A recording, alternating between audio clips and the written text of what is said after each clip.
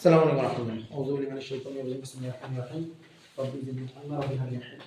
আজকে হলো রাসায়নিক বিক্রিয়া সপ্তম অধ্যায়ে আমাদের দিনাজপুর বোর্ড 2022 অর্থাৎ আমাদের ডিজে বোর্ড 22 ঠিক আছে।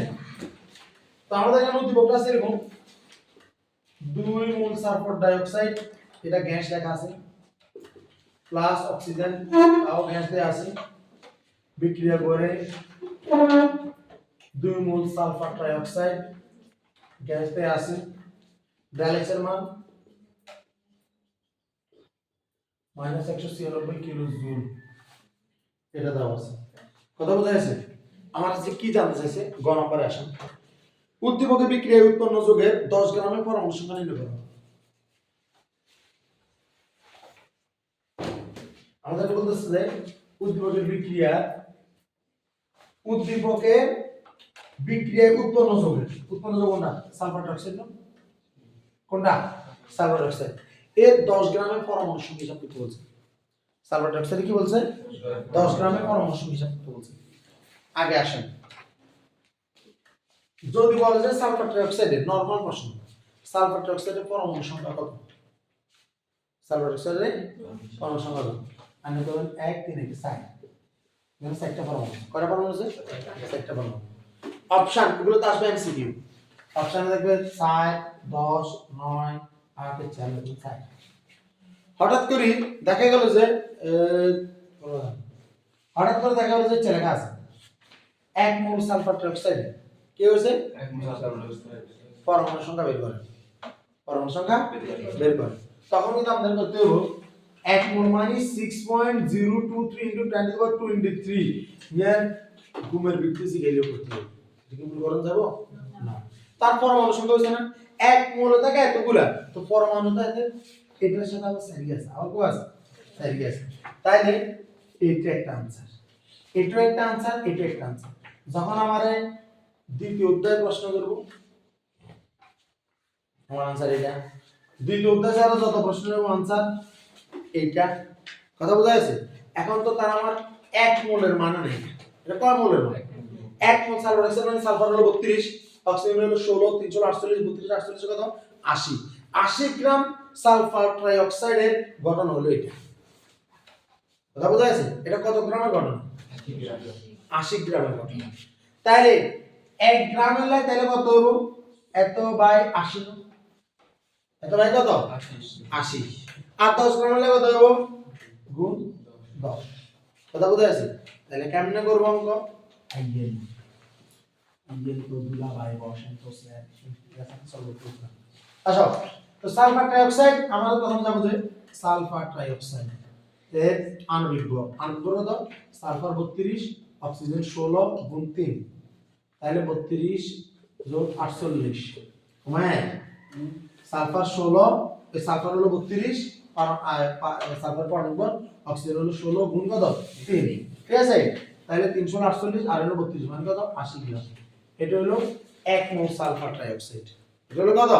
1 মোল সালফার ডাইঅক্সাইড।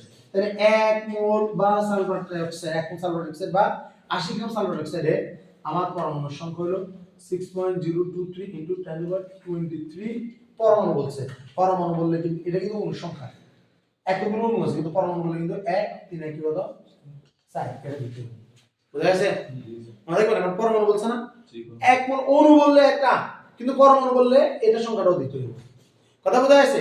তো 1 মোল বললে যদি এটা আমরা দিই তাহলে আমরা 1 গ্রাম কত হবে?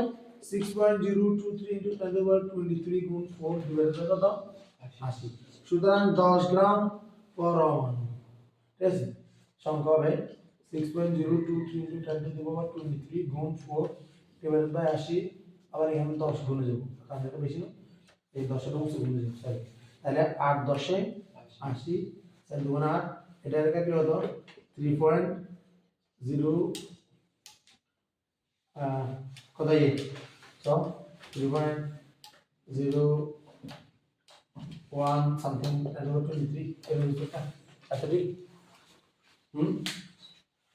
দেখো 3.0115 3.0115 বুঝা গেছে না? বুঝা গেছে? ষষ্ঠদায় করার সময় হাজার হাজার অঙ্ক করছি, কথা বোঝা গেছে? ষষ্ঠদায় করার সময় অনেকগুলো অঙ্ক করছে, অনেকগুলো। এগুলো এখন ভুলে গেলে মাথায় ঝাড়ার বাড়ি ছাড়া কোনো জিনিস রাখা উচিত না। আসো, এরপরের প্রশ্ন কি বলছে? বলছে সাম্য অবস্থায় বিক্রির উপর তাপমাত্রা ও চাপের প্রভাব বিশ্লেষণ করো।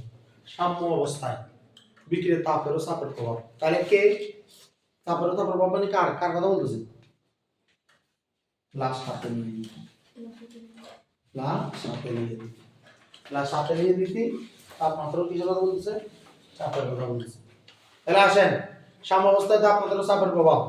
তাহলে প্রথমে তাপমাত্রার প্রভাবে আগে বিক্রিয়া কি তাপ উৎপাদন না তাপহারী? বিক্রিয়া কি তাপ উৎপাদন না তাপহারী? বিক্রিয়া কি তাপ উৎপাদন না তাপহারী? হ্যাঁ, বিক্রিয়া কি তাপ উৎপাদন তাপহারী? क्या क्या এই বিক্রিয়া কি তাপ উৎপাদন না তাপহারী? কেন বুঝছো? ডায়ালেক্সের মান মাইনাস, আর ডায়ালেক্স যদি না দিত ইএনকে লাগা দিত প্লাস 196 কিলো জুল। উৎপাদক প্লাস মানে তাপ উৎপাদন, ডায়ালেক্সের মান মাইনাস মানে তাপ উৎপাদন, উৎপাদক প্লাস মানে তাপ উৎপাদন, ডায়ালেক্সের মাইনাস মানে তাপ উৎপাদন।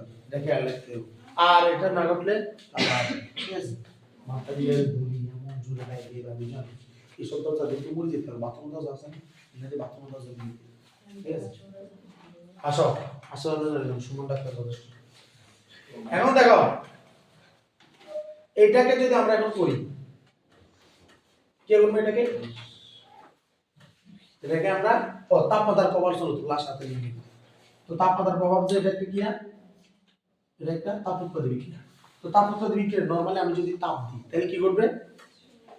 আমি যদি এখানে তাপ দিই তাহলে কি করবে? তাপ দিচ্ছি, তাপ উৎপাদন বিক্রিয়ায় তাপ দেওয়া লাগে না। তাপ উৎপাদন বিক্রিয়া কি করা লাগে না? তাপ দেওয়া লাগে না। আমি তাপ দিচ্ছি, আমি কাজে তৈরি করি তাপ দিচ্ছি এখানে, তাহলে আমি কি এটা বিক্রিয়া লোক বেমানি করলাম না? বিক্রিয়া তাপ লাগানো হলো তাপ উৎপন্ন হয়। আমি যে এখানে বইছে তাপ উৎপাদন বিক্রিয়া আমি তাপ দিব। তো লাশ সাথে নিতে বলতেছে যে তুই যদি এখানে তাপ দাস তাহলে তুই বহুত বড় কি করছস, এটা বেমানি করছস। তাহলে বেমানি করে এদিকে আরম্ভ এদিকে আগের মতো চলবো?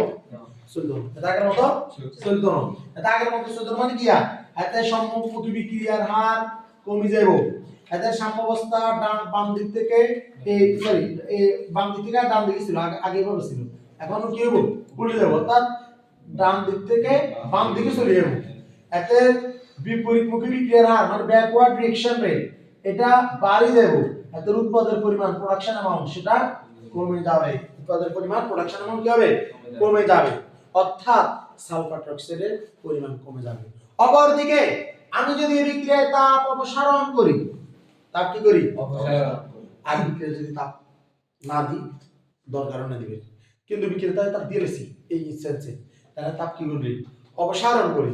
তাই আমার সম্মুখমুখী বিক্রিয়া ফরওয়ার্ড রিঅ্যাকশন রেট বেড়ে যাবে, সাম্যাবস্থা বাম দিক থেকে ডান দিকে ছুটে যাবে, বিপরীতমুখী বিক্রিয়ার হার কমে যাবে, আমার উৎপাদনের পরিমাণ বা সালফার ডাইঅক্সাইডের পরিমাণ বেড়ে যাবে। বুঝা গেছে? বুঝা গেছে কিনা? তাহলে তাপ উৎপাদন বিক্রিয়ায় তাপ দেওয়া যাবে না। তাপ উৎপাদন বিক্রিয়ায় তাপ দেওয়া যাবে না। তাপ উৎপাদন বিক্রিয়ায় তাপ দেওয়া যাবে না। তাপ উৎপাদন বিক্রিয়ায় তাপ দেওয়া যাবে না। তাহলে আমি সর্বোচ্চ উৎপাদ পাওয়ার শর্ত আলোচনা করব এটা নিচেরটা। যদি পরীক্ষা আসে অন্তত কিছু সাম্যাবস্থা তাপ ও চাপের প্রভাব আলোচনা করব। কিন্তু আমার যদি বলে যে সর্বোচ্চ উৎপাদ পাওয়ার শর্ত আলোচনা করব, শর্ত মানে কোনটা? শর্ত কোনটা? নিচেরটা। তাপ দেওয়া যাবে না।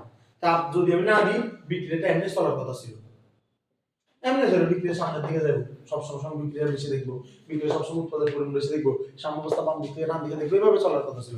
এবার আসেন চাপের প্রভাব। চাপের প্রভাব নিয়ে প্রথমে কি বলছেন? লাশ সাথে মিলে বলছেন যে আগে সবগুলো চেক করে দেখো বিক্রিয়া উৎপাদ সবাই চাপ নিয়ে আসে কিনা, গ্যাস নিয়ে আসে কিনা। যদি সবাই গ্যাস হয় তাহলে চাপের প্রভাব নিয়ে কথা বলা শুরু হবে। তো আমি আগে দেখবো যে আমার সবগুলো গ্যাস আছে, গ্যাস আছে, গ্যাস আছে, গ্যাস আছে। এই তো যারা আছে না এখানে গ্যাস আছে, গ্যাস আছে, গ্যাস আছে, কিন্তু আজকে আমাদের বাড়িতে গ্যাস নেই, সারা ফ্রিজ জ্বালাতে গ্যাস নেই। তাহলে চাপের প্রভাব কি? সবাই গ্যাসই দেব, তাহলে সবাই গ্যাসই আছে তো। তাহলে প্রথম কন্ডিশন পেলাম। দ্বিতীয় কন্ডিশন কি?